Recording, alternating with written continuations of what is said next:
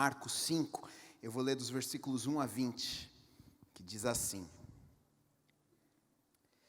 Entre mentes chegaram à outra margem do mar, a terra dos Gerazenos. Ao desembarcar, logo veio dos sepulcros ao seu encontro o homem possesso de espírito imundo, o qual vivia nos sepulcros, e nem mesmo com cadeias alguém podia prendê-lo, porque tendo sido muitas vezes preso com grilhões e cadeias, as cadeias foram quebradas por ele, e os grilhões despedaçados, e ninguém podia subjugá-lo. Andava sempre de noite e de dia, clamando por entre os sepulcros e pelos montes, ferindo-se com pedras. Quando de longe viu Jesus, correu e o adorou, exclamando com alta voz: Que tenho eu contigo, Jesus, Filho do Deus Altíssimo? Conjuro-te por Deus que não me atormentes.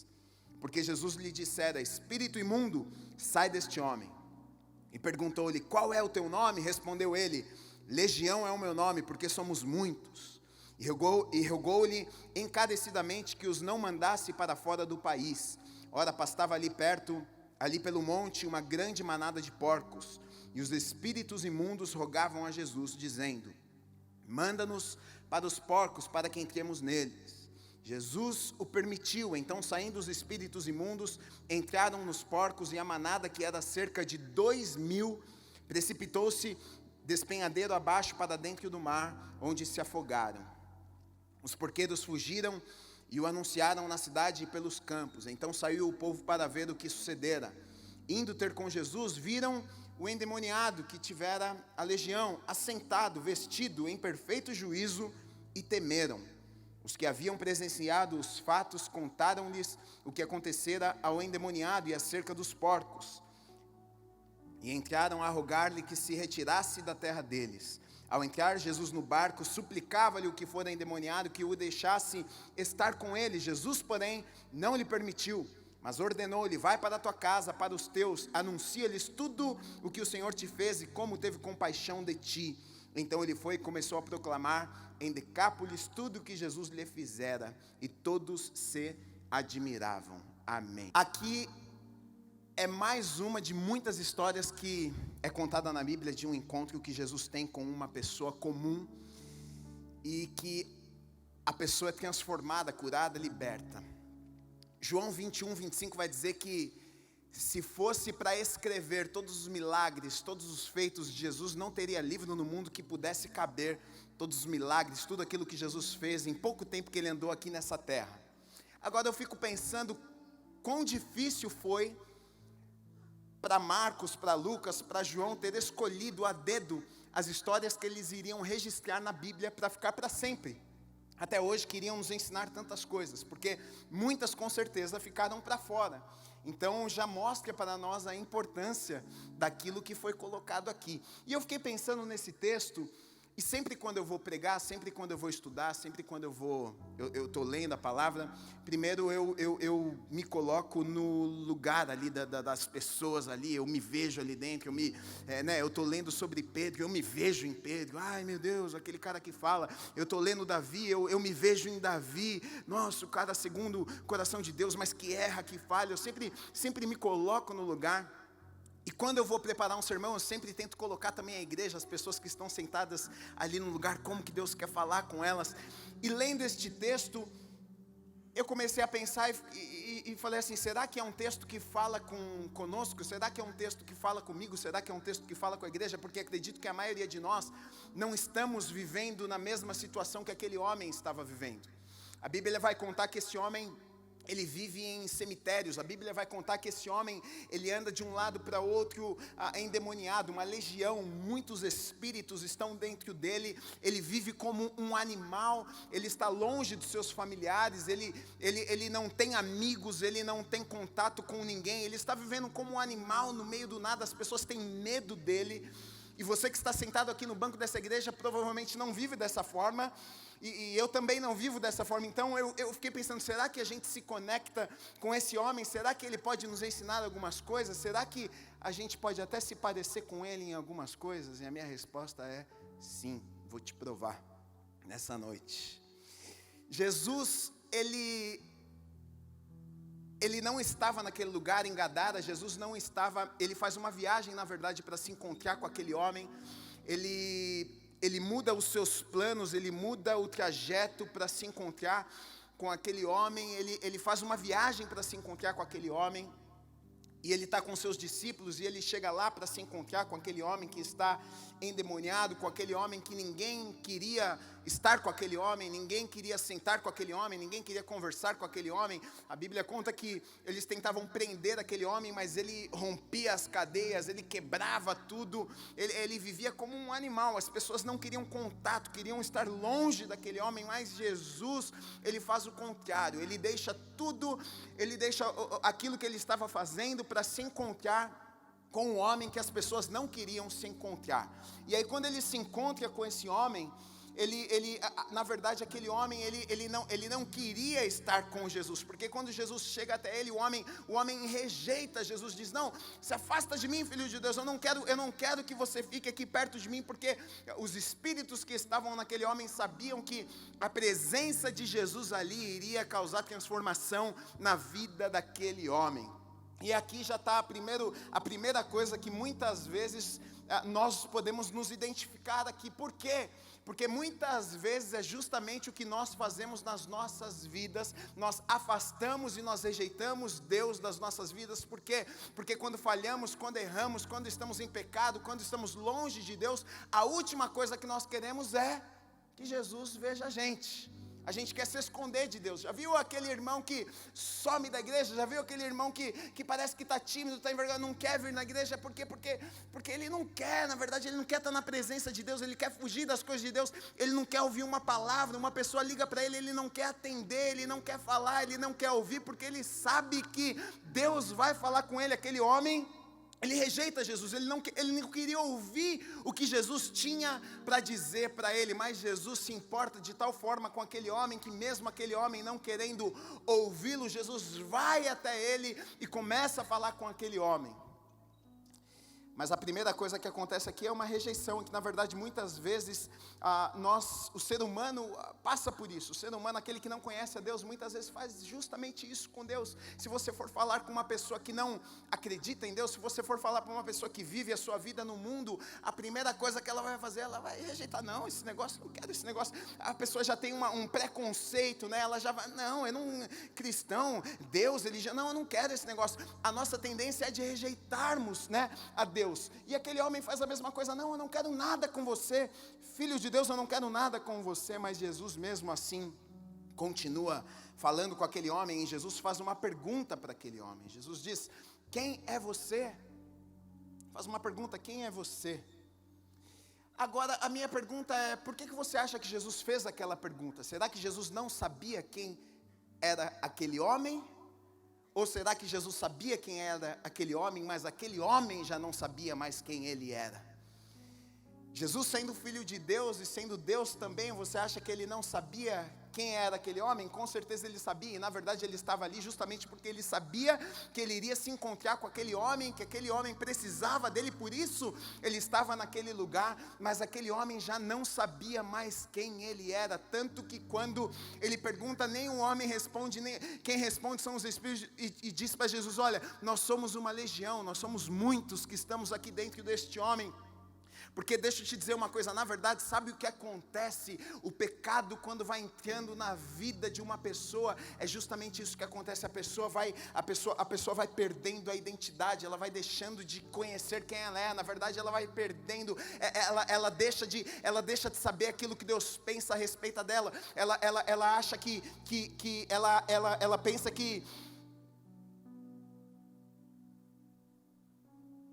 Nossa, me deu um branco aqui. Ora, Adelaide. Sai em nome de Jesus. Saiu do Gadareno e veio para cá. Mas a pessoa começa a sofrer uma crise de identidade. E na verdade aquele homem, ele está passando por isso. O diabo ele entra na vida daquela pessoa e tenta prender no pecado, deformar a identidade para que ela não descubra aquilo que Deus criou ela para ser, o seu chamado, né? E muitas vezes isso acontece na vida de tantas pessoas, né? O diabo ele começa a plantar algumas coisas, a pessoa começa a errar e na verdade ela começa a se esquecer do chamado que Deus tinha para ela. Ela começa a se esquecer do porquê ela foi criada. Ela começa a se esquecer que Deus tinha um plano na vida dela. Ela já não sabe mais quem ela é. Ela anda daqui para lá, de lá para cá. Ela não consegue ver um propósito na sua vida. Ela não consegue ter alegria na sua vida. Ela não consegue ter planos para o futuro. Ela já não encontra mais alegria em nada. Ela não sabe nem por que ela está nesse mundo. Quantos conhecem pessoas assim que não conseguem ser felizes, não sabem por que vivem, não sabem por que estão aqui, não encontram um propósito, não sabem por que nasceram? O pecado vai fazendo isso na vida da pessoa, vai deformando, vai prendendo a pessoa de tal forma que a pessoa já não sabe mais quem ela é. Jesus pergunta: quem é você? O homem não sabia mais quem ele era, ele estava vivendo como um animal, ele já não tinha mais contato com a sua família, ele já não tinha mais amigos, ele já não tinha mais nada, ele já não morava mais em uma casa, ele não tinha mais um lugar para deitar a sua cabeça, ele vive agora como um animal no meio do nada, no meio do mato, vivendo em cemitérios, sozinho. Por quê? Porque ficou longe de Deus. O pecado entrou na sua vida de tal forma que agora ele se tornou escravo. Ele já não sabia mais quem ele era. E é justamente o que o pecado faz conosco: deforma a nossa identidade, deforma quem nós fomos criados para sermos, quem Deus nos chamou para sermos. Você sabia que Deus te criou? Você sabia que Deus te formou? Você sabia que Deus sonhou com você quando você estava ainda lá no ventre da sua mãe, na barriga da sua mãe? Deus olhou para você, você nasceu com um propósito, não foi por acaso. Talvez você pense que eu sou um acidente, minha mãe, meu pai, foi um acidente, eles não queriam que eu tivesse nascido, mas você é plano e sonho de Deus. E tudo que o diabo tenta fazer a vida inteira é estragar, é destruir aquilo que Deus tem para a sua vida, é aquilo que Deus sonhou com você. Por isso ele vai tentando colocar coisas para que você se esqueça. Ele vai tentando colocar coisas no meio do caminho para que você olhe ao seu redor e pense: eu vou viver assim para o resto da minha vida. Aquele homem talvez olhava e pensava: assim vai ser até a minha morte, eu não vou sair deste lugar, eu não vou mais ter uma vida normal. Talvez em momentos que ele caía em si, ele pensava: eu vou passar o resto da minha vida assim. Mas um dia, um homem chamado Jesus decide se encontrar com aquele homem. E a história daquele homem começa a mudar. Coloquei aqui o que Jesus estava fazendo, perdendo tempo, discutindo com um homem endemoniado que ninguém queria saber dele, insignificante para muitos, que não valia nada para muitos, que não tinha importância nenhuma para muitos. Nem os familiares queriam mais saber daquele cara, mas não para Deus, mas não para o Senhor. Deixa eu te dizer uma coisa: se Ele se importa com o gadareno, Ele se importa comigo e Ele se importa com você. Se Ele se importou em entrar na história daquele homem e mudar a história daquele homem, tirar aquele homem daquele lugar que ele estava, de dor, de sofrimento, de rejeição, Ele se importa com você, independente do seu passado, da tua história. Porque muitas vezes a gente olha para a palavra de Deus e a gente pensa que não é apenas uma história, mas aqui através desta história, na verdade Deus está nos mostrando o quê? Ele está nos mostrando o seu caráter, Ele está nos mostrando o seu coração, Ele está nos mostrando a forma que Ele trabalha. Como que Ele trabalha? É assim: Ele nos ama, Ele ama o ser humano, Ele ama a sua criação de tal forma que Ele viaja, que Ele vai aonde for preciso para alcançar um coração. Ele para os seus planos para alcançar alguém. E nessa noite você chegou neste lugar, sabe por quê? Porque Ele queria alcançar o seu coração, porque Ele queria te dizer que Ele pode mudar a tua história. Ele queria te lembrar que você nasceu com um sonho, você nasceu com um propósito, e tudo isso que você viveu até aqui pode ser diferente daqui para frente.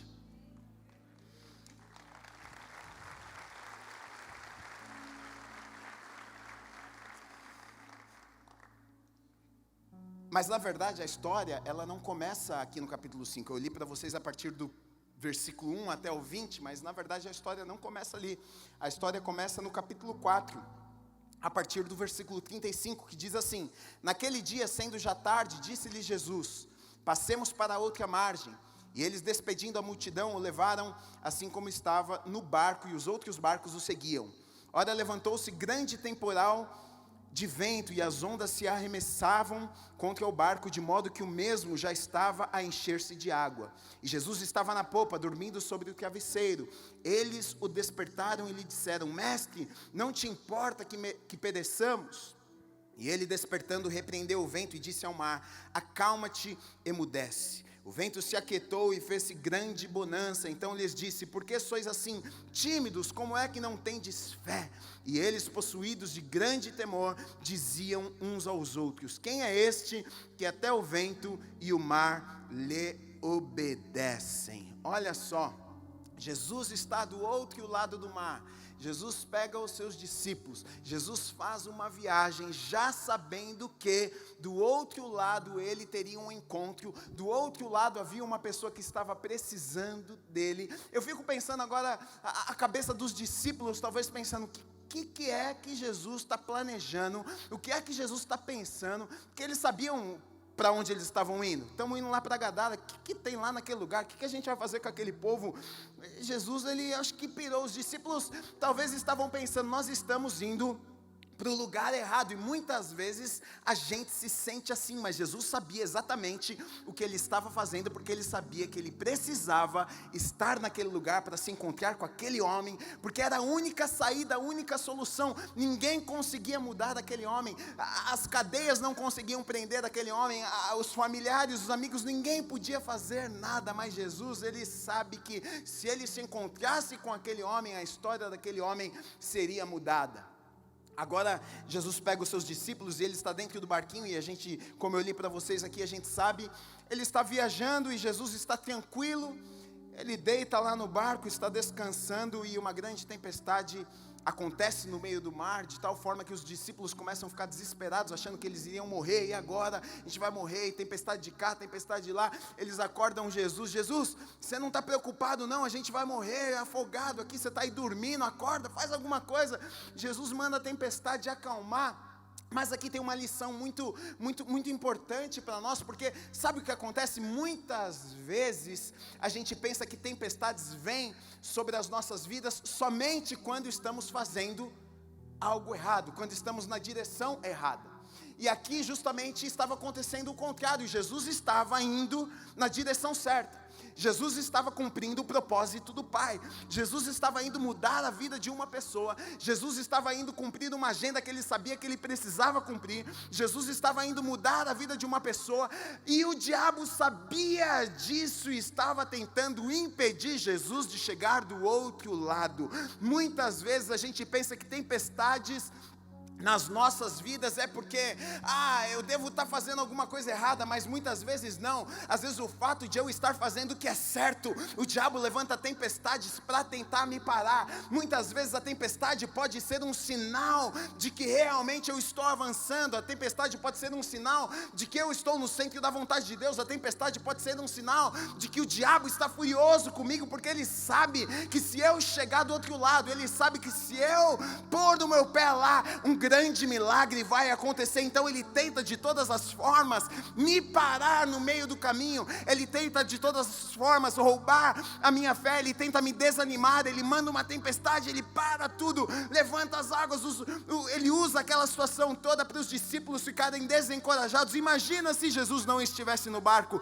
Talvez eles teriam dado meia volta e voltado e desistido de passar para o outro lado. Talvez eles teriam mudado o plano, talvez eles teriam mudado a rota, mas Jesus sabia que a tempestade não poderia pará-lo. Ele sabia que ele precisava chegar do outro lado. Deixa eu te dizer uma coisa: não deixe que as tempestades parem você daquilo que Deus te chamou para fazer. Se Deus disse para você ir, se Deus disse para você avançar, se Deus disse que você precisa ir para o outro lado, mesmo que as águas do mar batam no seu barquinho, mesmo que dias difíceis cheguem para você, continue andando, continue caminhando, porque Deus vai guardar a sua vida e existe um propósito nisso. Deus sabe que você precisa chegar do outro lado, porque Ele quer usar a sua vida, Ele quer fazer coisas através da sua vida, mas o diabo não quer. Ele quer tentar te parar.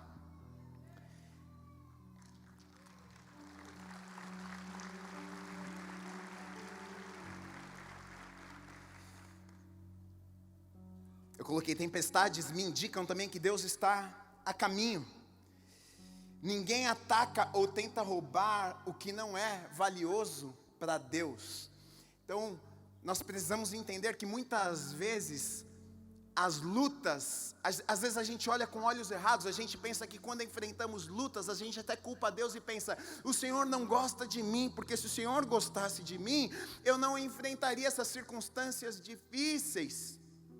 E na verdade é o contrário, porque nós somos tão valiosos para Deus, e aquilo que Deus tem preparado para as nossas vidas é tão bom e é tão grande, é tão maravilhoso, que o diabo sabe, se ele não fizer nada, ele está perdido. Ele sabe que se ele não todos os dias tentar te atacar, todos os dias tentar te parar, todos os dias tentar roubar a sua fé, tentar levantar circunstâncias para te desanimar, para te colocar para baixo, para fazer você desistir, ele sabe que Deus tem um plano maravilhoso na sua vida, ele sabe que você nasceu com um propósito, e por isso muitas vezes nós estamos no meio da luta, no meio da tempestade, a gente pensa, Deus, será que o Senhor não gosta de mim? Na verdade é o contrário, Deus gosta tanto de nós, Deus nos ama tanto, aquilo que Ele tem para nós é tão bom, que o diabo fica furioso, e ele quer de todas as formas nos parar, impedir que a gente viva aquilo que Deus tem para nós.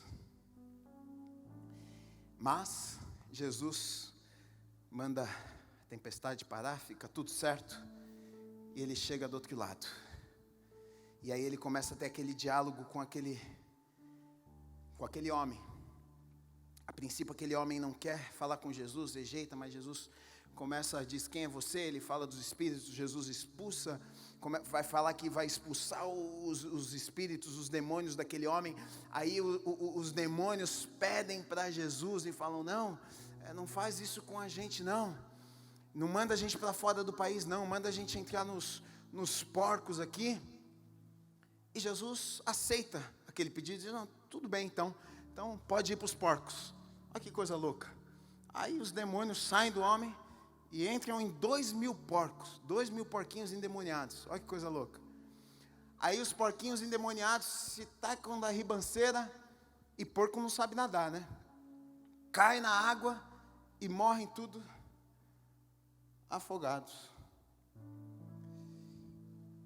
E eu fico pensando, qual que é o sentido de Jesus ter deixado os demônios entrarem nos porcos, os porcos pularem do negócio e morrerem naquela água?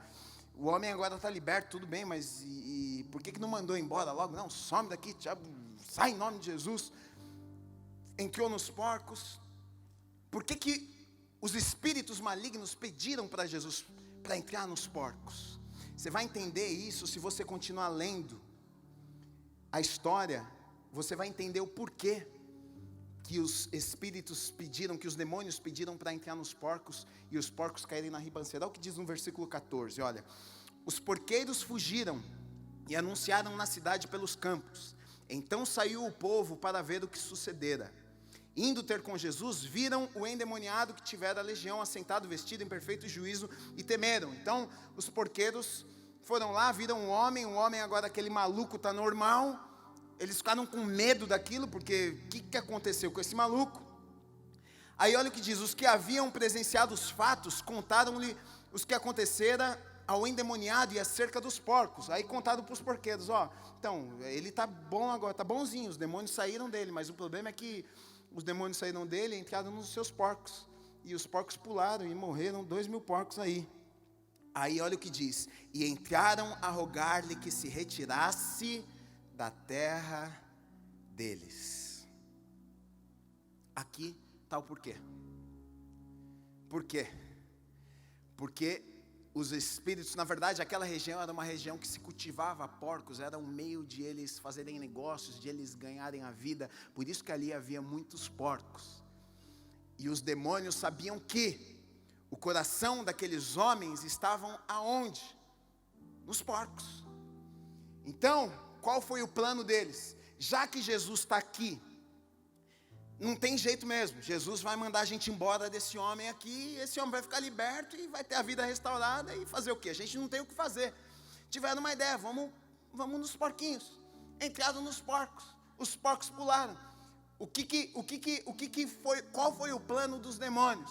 Justamente o que aconteceu aqui.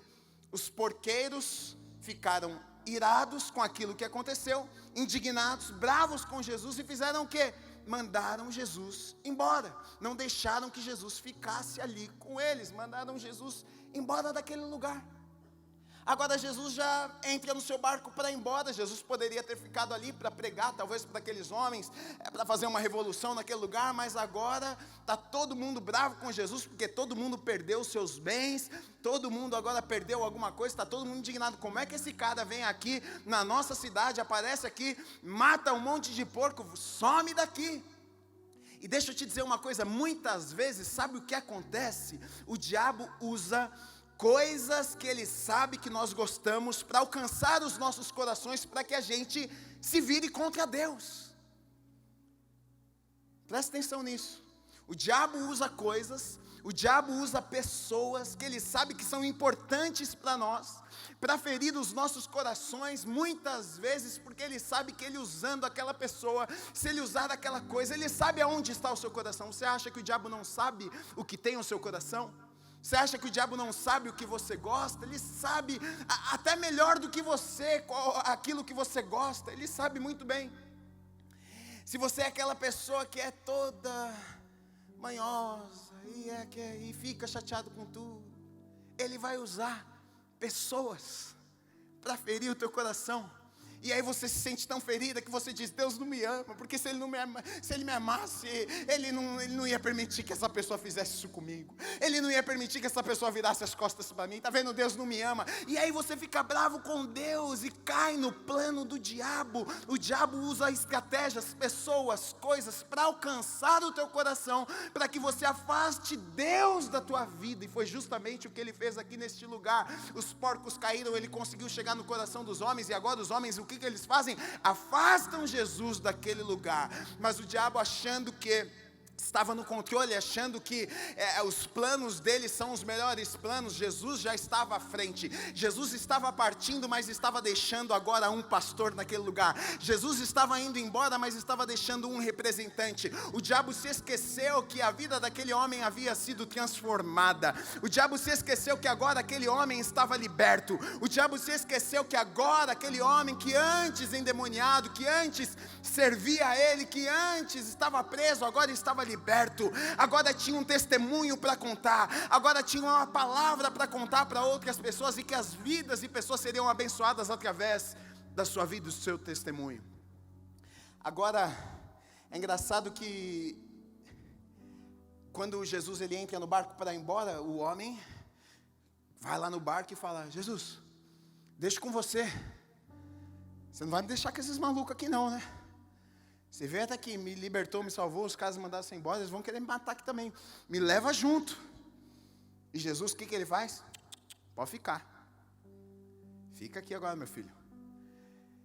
E é uma atitude até estranha, porque se você for ver na Bíblia, a maioria das pessoas que foram até Jesus pedindo para seguir, o que Jesus fazia? Pode seguir, meu filho. Os discípulos, larga tudo e me segue. Pode larga sua vida, larga suas coisas e me segue. O jovem rico, vende tudo que você tem, me segue, pode me seguir. Mas agora ele se encontra com esse homem que tem sua vida transformada, que está com desejo de servir, que está com desejo de andar com Jesus, de estar com desejo de fazer um ministério. Deixa eu ir com vocês, deixa eu entrar no barco. E Jesus fala: não, você vai ficar. Sabe que isso me mostra? Que nem sempre Deus vai me tirar da situação que eu estou. Nem sempre Deus vai mudar as circunstâncias. Sabe o que acontece? Deus mudou aquele homem para que aquele homem mudasse a circunstância. Deus não mudou a circunstância, Deus mudou o coração do homem. Muitas vezes nós ficamos bravos e irritados com Deus porque Deus não muda a nossa realidade. Ele não muda o lugar que nós estamos, mas nem sempre Ele vai mudar o lugar. Primeiro Ele vai te mudar para que então você possa abençoar o lugar que você está. Mas nós não gostamos disso. A gente ora e pede para Deus: não, muda a minha circunstância, muda a minha família, muda a minha casa. Primeiro eu preciso ser mudado. Deus, muitas vezes Ele quer me mudar, para que então Ele possa mudar a minha circunstância. Realmente, para largar tudo para trás, para deixar as coisas para trás, como Jesus falou com aquele jovem rico, ou como os discípulos que largaram tudo para seguir Jesus, é necessário fé, nós sabemos disso. Você largar uma vida para seguir a Jesus é preciso de fé, porque tudo que eu construí, tudo que eu vivi até aqui, eu vou abandonar para seguir um homem que eu não sei direito quem é. Precisa de fé, mas deixa eu te dizer uma coisa: para permanecer é necessário graça, para ir é necessário fé, mas para permanecer no lugar onde eu estou, na situação difícil onde eu estou, na casa onde eu estou, quando as coisas estão difíceis, muitas vezes é mais fácil fugir, muitas vezes é mais fácil abandonar, muitas vezes é mais fácil correr, mas muitas vezes Deus não vai te tirar do lugar que você está, mas saiba de uma coisa: Ele vai te dar graça, para que você fique no lugar e mude o lugar que você está.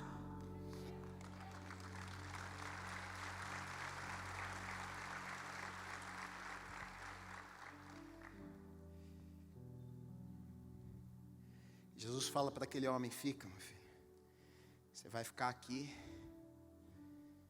e você vai agora de louco, endemoniado, missionário. É isso que Deus faz na vida das pessoas.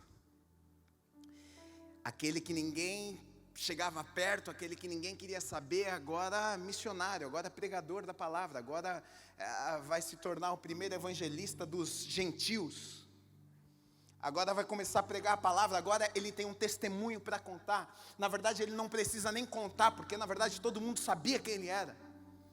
Todo mundo olhava com certeza chocado para aquele homem e pensava: o que aconteceu com esse maluco?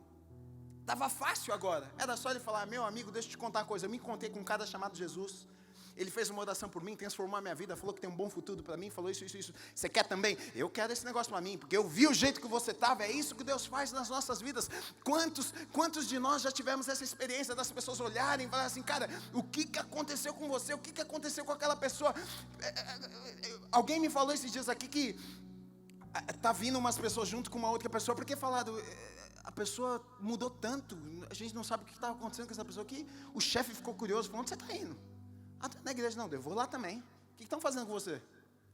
E começou a vir um monte de gente, porque não é possível o que está acontecendo na sua vida. Você está uma pessoa diferente, você está mais amável, você está mais gente boa, você está sorrindo mais, você está... Onde você está indo, meu filho? Terapeuta, me passa o contato aí. Não, estou indo na igreja mesmo. Então me apresenta essa igreja, me apresenta este Jesus, me apresenta esse negócio, porque eu preciso desse negócio na minha vida também. E esse homem agora, ele sai pregando, agora esse homem, ele sai evangelizando as pessoas. Eu coloquei: mas por que é tão difícil? Na verdade é que muitas vezes é muito difícil, né? Eu coloquei assim: o diabo, ele não te amarraria se ele não tivesse medo de você solto. A gente olha para esse homem aqui amarrado, preso, e a gente diz: Gui, eu não estou na situação deste homem. Será? Se eu for começar a falar o tanto de pecado aqui que dá para você estar amarrado, eu acho que não sobrava um aqui dentro.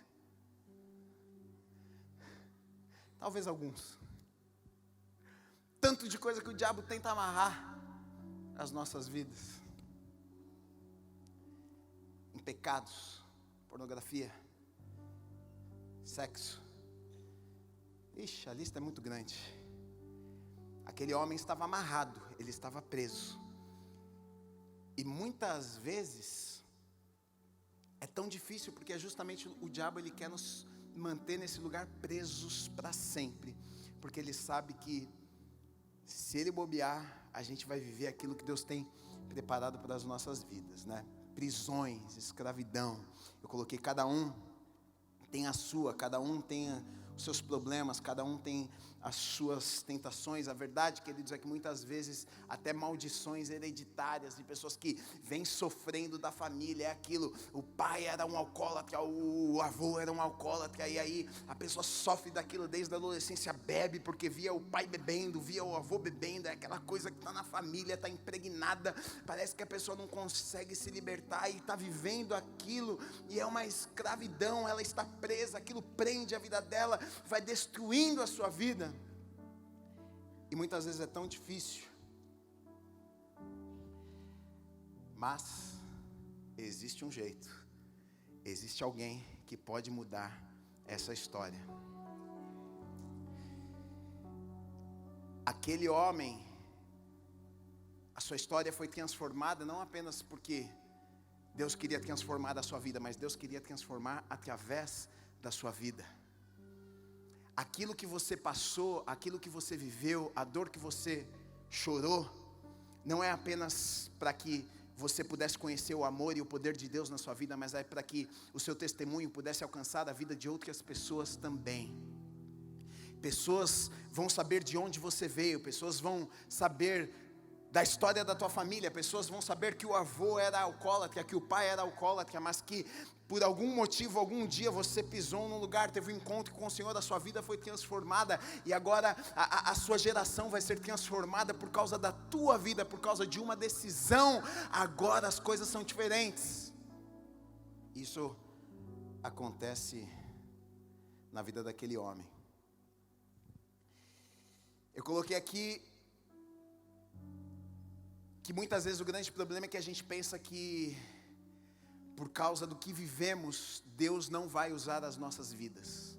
É uma grande mentira do diabo, e na verdade o diabo tem roubado e prendido muitas pessoas nessa mentira, porque a gente pensa, Deus, como é que pode o Senhor me usar, se o Senhor sabe da minha vida, o Senhor sabe da minha história, o Senhor sabe tudo que eu já fiz, o Senhor sabe tudo que eu vivi, o Senhor sabe do meu passado, o Senhor sabe de onde eu vim, como é que essa palavra pode ser realidade na minha vida? Como é que o Senhor pode me abençoar? Como é que o Senhor pode me usar? Como é que o Senhor pode fazer na minha vida o que o Senhor quer fazer se eu sou essa pessoa?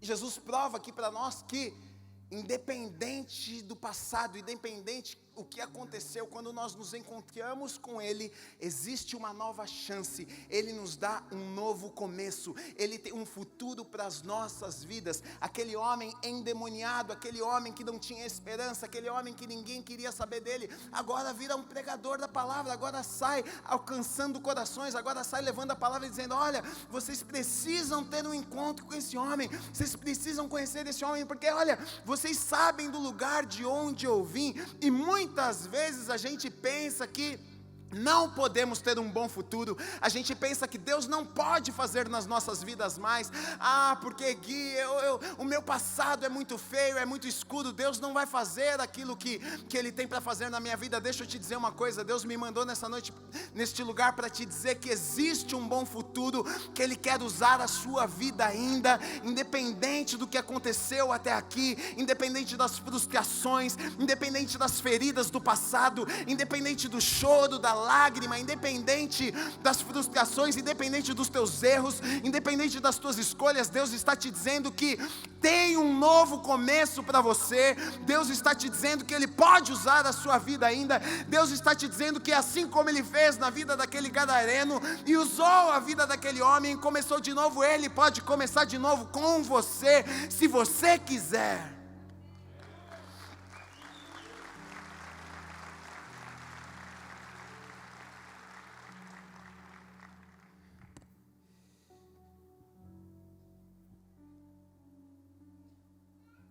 E é uma história que, a princípio, podia parecer para nós que muito distante da nossa realidade, mas não. Uma história de um homem que, por algum motivo, a Bíblia não conta. Suas falhas, suas escolhas, seus erros, foi sendo deixado, foi sendo levado, e agora se tornou escravo, agora está preso, teve os sonhos, teve os planos roubados, iria viver o resto da vida dele ali preso. E muitos de nós estamos dentro da igreja assim, Todos nós, na verdade, quando chegamos, estávamos assim. Primeiro dia que você chegou, sentou, ouviu a palavra, não conheço, não sei nada, não sei quem é Jesus. Você estava preso, você estava amarrado, você tinha vício, você era escravo do pecado, você não conseguia não pecar, você não conseguia dominar os seus sentimentos, você não conseguia dominar a sua carne, você era escravo da tua carne, quem mandava em você era a tua carne, era das tuas vontades, era do teu sentimento, você não controlava a tua vida te controlava, você fazia aquilo que te dava vontade. Agora não, agora você domina, agora você controla, você faz aquilo que você quer fazer, que você sabe que é certo, aquilo que você sabe que é errado, você não faz. Por quê?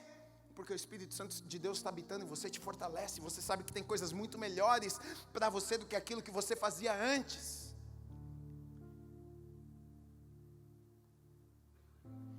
Então é uma história que nós podemos olhar e encher os nossos corações de esperança e saber que se Jesus se importou com um homem como aquele, Ele se importa comigo e Ele se importa com você.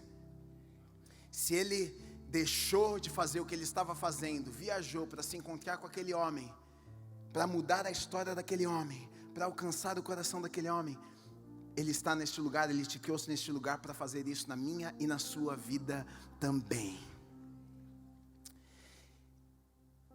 Você talvez eu tenha falado isso nessa noite para uma pessoa, para 2 pessoas, para 5 pessoas, mas eu sei que eu falei para alguém essa palavra nessa noite. Porque eu sei que alguém chegou neste lugar pensando que eu vou viver assim para o resto da minha vida, ou eu não tenho mais nenhuma chance para mim, ou Deus não pode amar tanto assim que Ele vai pegar a minha vida e fazer algo novo. Mas Deus me trouxe para te dizer, para você nessa noite, que olha, se Ele fez na vida daquele homem, Ele vai fazer na tua também. Ele vai mudar a tua história, Ele tem um futuro para você, Ele vai recomeçar com você, Ele tem planos maravilhosos, independente de como você chegou aqui.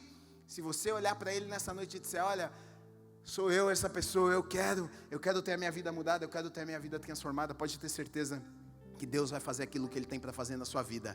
Amém? Fecha os teus olhos, vamos orar, agradecer a Deus.